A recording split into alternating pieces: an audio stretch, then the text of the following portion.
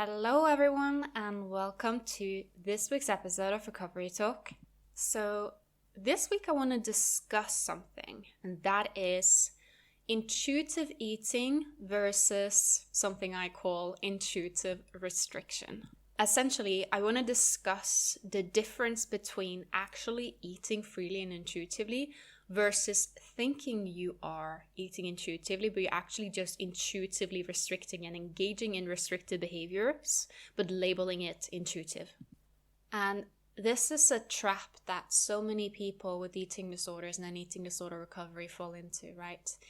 They think that their eating is intuitive, but then when you actually look at it, there are so many restrictive components, and it instead becomes what I like to call intuitive restriction. Because for people with eating disorders, restriction can often feel like the natural intuitive choice. So I want to talk a bit about intuitive eating, what it is and what it isn't, and also how intuitive restriction may manifest and how to kind of spot intuitive restriction in yourself, and essentially a bit on what to do and how to move forward from that.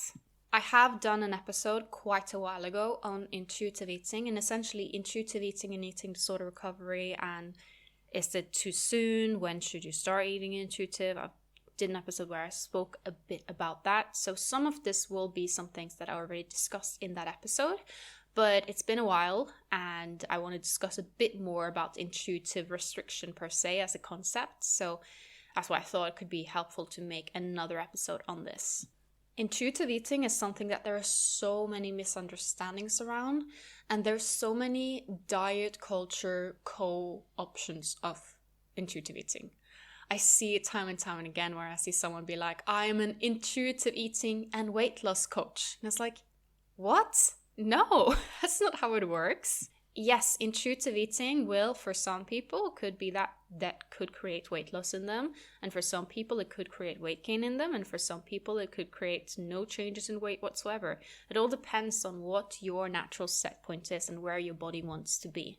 So intuitive eating, the way that I like to describe it is that it is, as the word suggests, eating intuitively. So you eat in sync with your body in the same way that you probably tend to breathe and sleep and hydrate in accordance with your body signals. Children are a good example of someone who is usually intuitive eaters. I mean, of course, there are children with eating disorder, children who eat, in disordered ways, right? But just more as a general statement. And when I say eating in accordance with your body's signals and your body's, cues, this takes me to the first culprit with intuitive eating, ironically. And that is intuitive eating in people with eating disorders, or when they're trying to pursue intuitive eating. A big mistake people do is extreme hyper-focus on internal cues, and especially on physical hunger. And when I say this, I mean hyper-focusing on your internal signals as a justification as to why you deserve food. This is not intuitive eating. That would be like hyper-focusing on just how tired you are in order to feel like you deserve sleep. You're going to have nights where you don't necessarily feel like sleeping, and other nights where you just fall asleep as soon as your head hits the pillow. But you need sleep both of those nights, right? And unfortunately, I feel that sometimes also within the treatment field of eating disorders, this is reinforced, right? And I understand that it often has good intentions, and maybe for some people it can be helpful, to focus more on, hey, do you feel hungry? Do you feel full? All of these things. Of course, I'm not saying that that is inherently always dangerous, but what I'm saying is that this can sometimes reinforce the idea that you need to be careful and make sure, like, intuitive eating becomes this like tool to make sure that you're not eating too much, right? And that is kind of diet culture underlying. It becomes this thing of like, oh, you need to hyper focus on your physical cues to make sure that you're not eating quote unquote too much, because that is bad, or that creates weight gain, and weight gain is inherently bad, blah, blah, blah. You can see how quickly the diet culture messaging kind of creeps in here a bit, right? And when it comes to these internal cues, the internal cues aren't always quite there in early recovery, right? You may find that some people in recovery just have no appetite or no hunger, and other people have extreme hunger, right? Where they're hungry all the time, right? If you're someone with extreme hunger, then the intuitive eating may actually be quite a nice option in recovery, right? Because you know you're going to get enough food, right?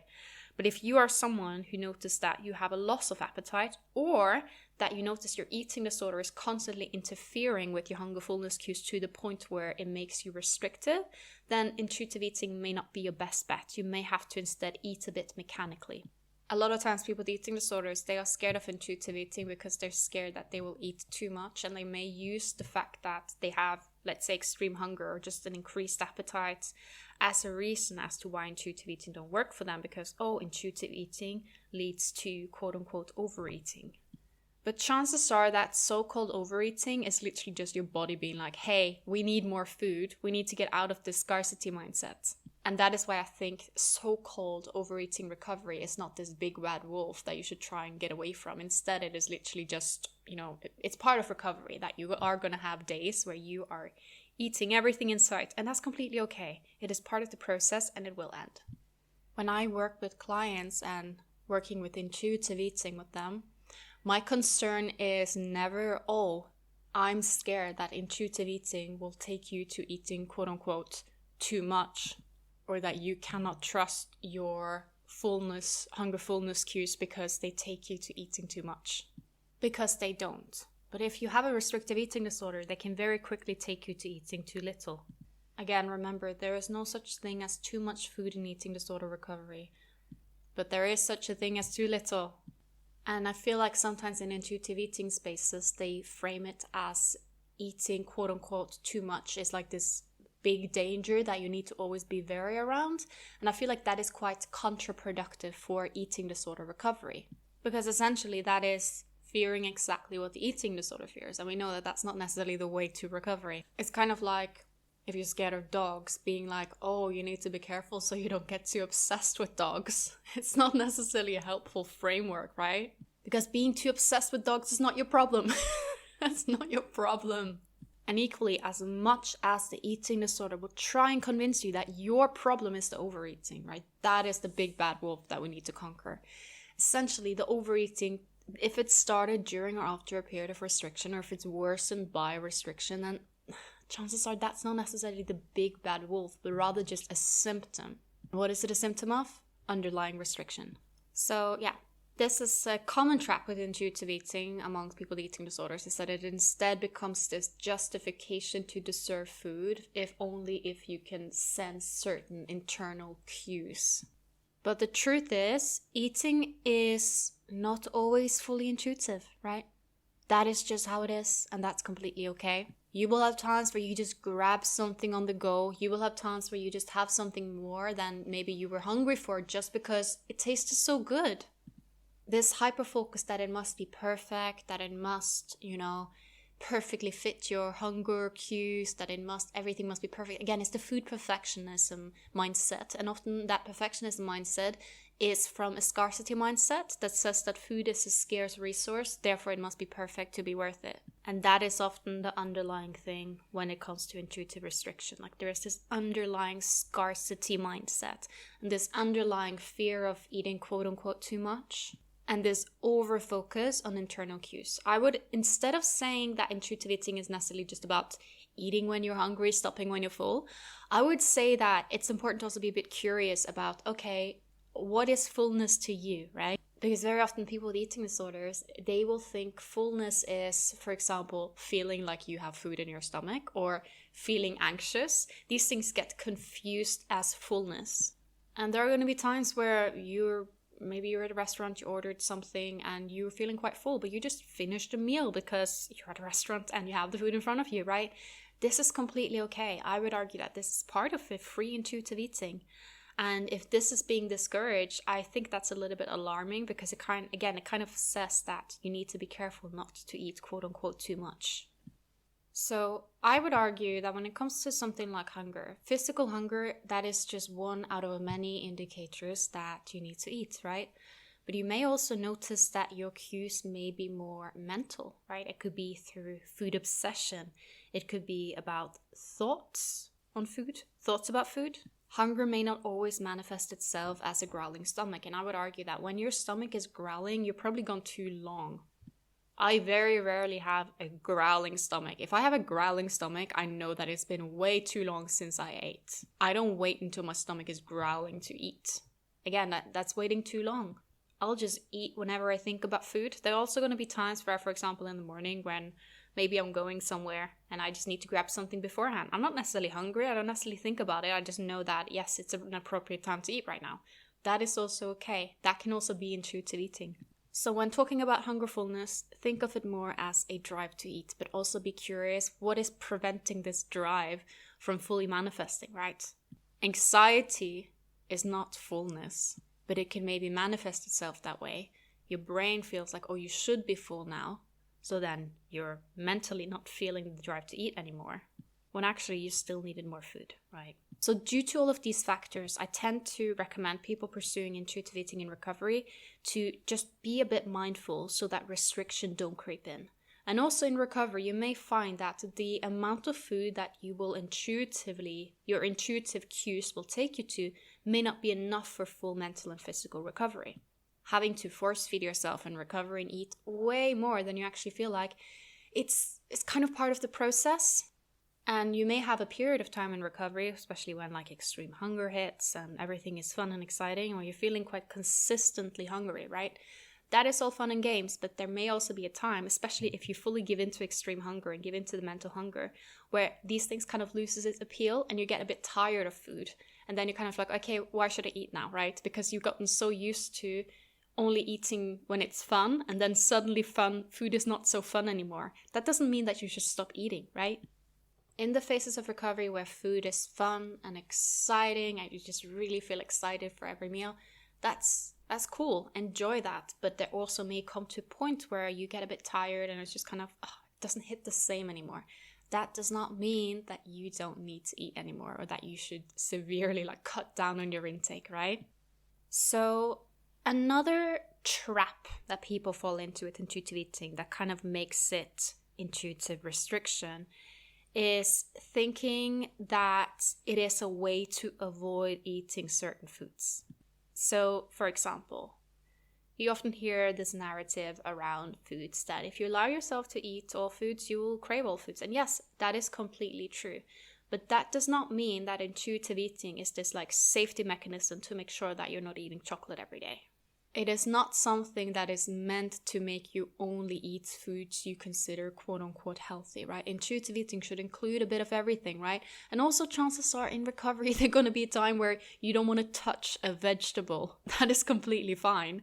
The pendulum might swing in one direction, in one extreme direction before it swings back into normalcy, right? So please don't think of intuitive eating as this tool to prevent yourself from eating, cake or cookies or chocolate or whatsoever.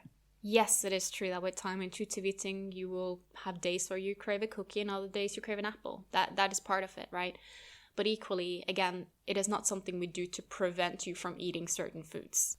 So another example of intuitive restriction is people using their hunger cues as a reason as to why they should not increase their intake in recovery. I may touch upon this a little bit, right? That in recovery, you very often have to kind of push your intake and eat beyond what you actually feel like. And I see this over and over is that people are, pursuing the intuitive eating and then they're like, okay, well, maybe they're in a weight restoration process, for example, and they're like, well, I don't necessarily feel like eating much more than I do already, right?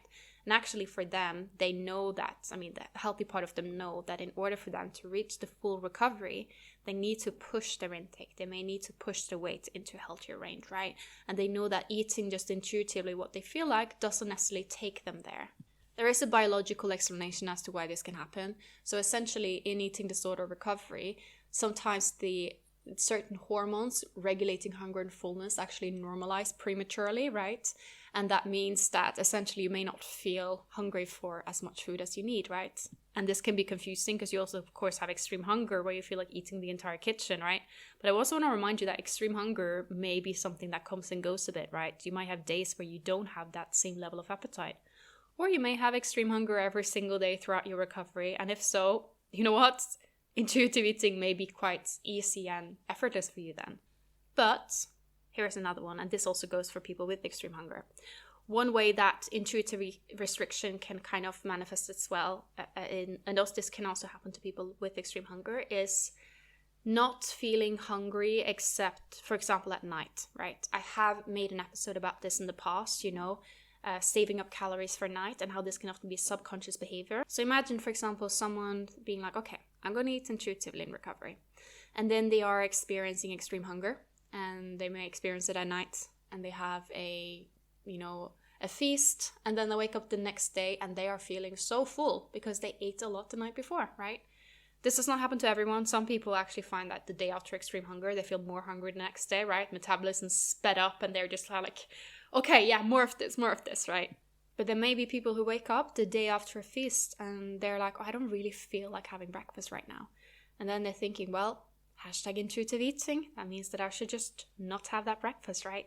So intuitive eating becomes kind of the reason to skip meals, and that can quickly make people end up in a pattern of, whether intentional or unintentional, saving up calories for night, because the body will kind of adapt itself into what you're giving it, right? If you're not eating throughout the day, but night is your food time, then yes, your body will adapt by giving you the signals to eat at night. But I would recommend in recovery, having regular meals throughout the day is important, whether you feel like it or not.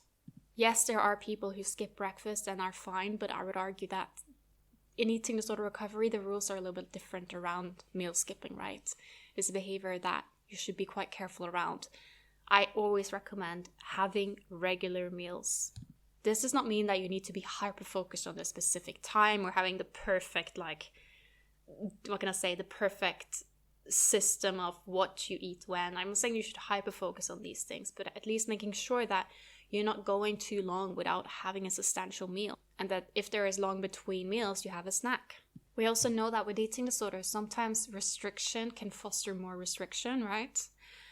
So someone may restrict and they can feel like they get a little bit of a high from it, which triggers more restriction, right? And also it can trigger the opposite, right? And also sometimes in the same person, it can trigger both at different times, right? It's very, very strange in that sense. With all this being said, right, with all of these potential little traps people can fall into, I will say that at the end of the day, there will come to a point in your recovery where you kind of need to take the plunge a bit, right? You need to jump into it, and being mindful of these potential traps is helpful, but please also don't think that you can only eat intuitively if you get it right on day one. You may notice yourself falling into certain little traps, but as long as you can spot them and get out of them, it is okay, And this is actually a bit of a mistake people do, is that they don't embrace the chaos, right? They don't embrace that it's going to be a bit unpredictable and chaotic. There will be ups and downs. You will have days where you feel like you didn't quite get it right. That is part of learning how to eat intuitively again. Please don't let the eating disorder perfectionism translate itself to recovery perfectionism, right? Yes, be aware of potential pitfalls with intuitive eating, especially if implementing it too soon and how it can lead to restriction. But equally, you will come to a point where you kind of need to, again, take the plunge, try, see where it takes you. And if it goes wrong, you learn from it, right? Something going wrong doesn't necessarily mean a full-blown relapse, especially not if you are in a safer place in your recovery. And that is why I would suggest, pursuing intuitive eating when you are at a point where you don't think it will take you to a restrictive amount. Can you start intuitive eating day one in recovery? I mean, yes, if you are experiencing extreme hunger and it takes you to sufficient intake. And of course, if you're not in the risk of refeeding syndrome, all of these things, you know the drill. So overall, the key challenge with intuitive eating in recovery is that it can just take you to eat too little, and also can sometimes take some people to eat too safe, right? Only pursuing safe food, because again, we are habit animals. We tend to kind of crave what we are usually, eating.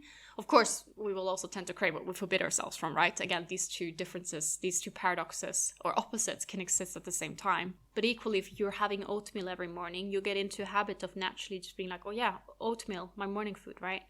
And this can feel very intuitive, but it actually is more of a habit, right? I would argue trying new things and exploring different things. And even if you do crave the oatmeal, it's okay to try something different one day, right? So yeah, there's a common trap with intuitive eating. It literally just meaning that they're literally just not taking you to a high enough intake and taking you to eat too rigid, too controlled, or they're being meal skipping, only going for safe food because that feels like just naturally what you crave, but actually it is just more like an ingrained habit, or just overall looking at intuitive eating as this safety tool to prevent eating quote unquote too much or certain foods.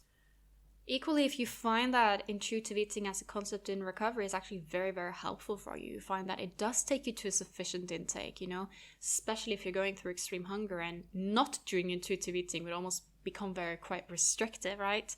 Then there is no reason as to why you cannot eat intuitively in recovery. Overall, if it is something that takes you to a sufficient intake, and it takes you to an intake that actually challenges you, right? So it's not necessarily just about amount, but also types of food. If you're recovering at a sufficient intake, but you're only eating safe foods, then you may not rewire certain fear foods, right? So we want to look at something that takes you to a sufficient intake and also take you to an intake that does challenge you. Then yes, intuitive eating is great, but just make sure that it does not become restrictive or a tool for underlying sneaky behaviors. And please don't think that if you are pursuing intuitive eating and you have a day where you quote unquote overeat, or you have a feast, or all of these things, that you somehow failed. You often hear stories about with intuitive eating, you'll kind of teach yourself to only have the 2 cookies instead of the whole package. And yeah, there is some truth to it, that when you are allowing yourself the cookies all the time, then you're not going to have the same scarcity mindset, which is going to mean that you're going to feel more comfortable, for instance, just grabbing 2 cookies rather than hyper-thinking about the package and feeling like you must eat everything at once. But equally, there is nothing wrong with eating everything at once, right? And in recovery, chances are that is going to happen. You're going to have times where you eat the entire package. That is not a sign of failure. That is not you doing intuitive eating wrong. It is just part of it. And even after recovery, like when I have cookies, I will have times where I just have one with my coffee, and then other times where I just eat the whole package because it was really good. It is okay, because intuitive eating is not a tool to prevent you from eating, if that makes sense. Embrace that it's going to be a bit up and downs. Embrace that there may be some chaos in the process. You're maybe going to feel a little bit out of control. It's completely okay, because you have to let go of this control, because this control just ends up controlling you so much. You're not necessarily in control. It's more the eating disorder being in control and trying to tell you, oh yeah, you are in control here. But is it you, or is it the eating disorder? So if you feel like you're not completely ready for full intuitive eating all the time yet, you can also dip your toes into it, Can, for example, imagine if you have a meal plan, right? And then you can be like, okay, well, I'm going to follow my meal plan, but I'm going to have this, I'm going to go out to eat and eat intuitively when I'm at the restaurant, or I'm going to have a snack with a friend, and that would be intuitive. You can, again, practice intuitive eating in recovery, but please be aware of the pitfalls. And equally, be patient and kind with yourself. It is not meant to be perfect.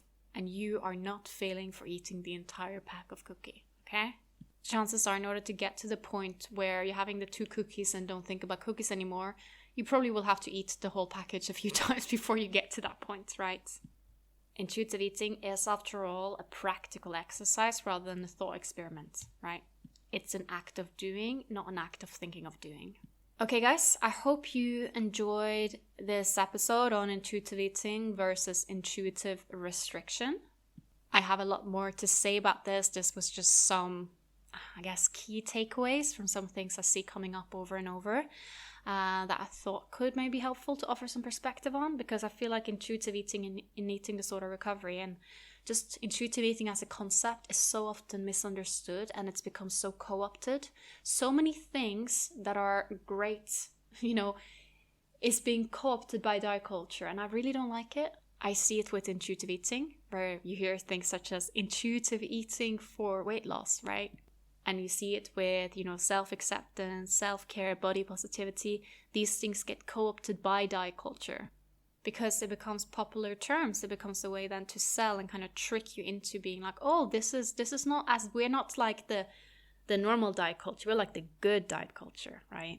Trying to conceal themselves as something they're not. Oh no, it's not a diet. It's a lifestyle change, right? How many times have you heard that one? So now I'm going to take a listener question.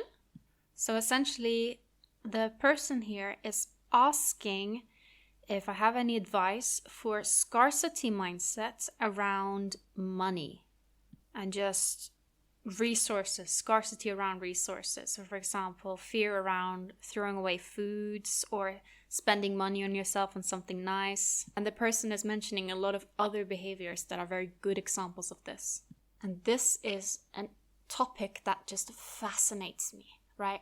How scarcity mindset in terms of, someone being very restrictive and not allowing themselves to eat as much as they need or not eat certain foods can sometimes translate to other areas. For example, feeling guilty about spending money on clothes, right? I have some theories as to why this happens.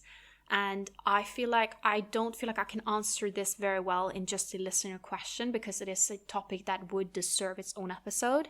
So I will create an episode on, scarcity mindsets around money, around fear of throwing away food, and how it can manifest in other arenas in life. For example, feeling guilty if you forget to recycle or only wanting to buy clothes from the thrift shop. A lot of these behaviors that I see over and over. I will do an episode about it in the future. But the one big thing that I can recommend meanwhile is you have to challenge it, right? Even though it seems random, even though it seems like, oh, does it really relate to my eating disorder? Chances are it does. I also see that this tends to improve by refeeding and weight restoration. Very, very strange. I will talk to, clients who have certain very, frugal behaviors, and they notice that literally just the act of reaching their set point weight range and being fully refed and resting somehow takes away a lot of those thoughts and urges, right? So that is a very, very interesting thing. It seems to be something just purely biological here at play as well. And again, I have my theories as to why. I will share a bit more of that in a future episode if it is something you guys find interesting, because I know this is quite a niche topic. And I was often thinking, oh, why would I do an episode on that? Will people find that interesting? Is that something people experience, right? I know that some people do, but is this common? But I have realized that a lot of people experience it, some more than others, right? If it is a thing you guys would like to, hear about, then definitely let me know. I think it's absolutely fascinating and just shows that we still don't really know. We don't know everything about eating disorders yet, right? Especially these kind of areas. It's not really been as researched, and I really would like to research it more. Okay, guys, I hope you have a lovely week, and I will hopefully see you guys next week. I'm trying to stick to releasing episode every Tuesday, but unfortunately, I have quite a few health challenges at the moment, which sometimes makes it very difficult for me to release as often. I really hope you understand, and I also hope that I will be better very soon. Okay, guys, have a lovely week ahead, and I will see you.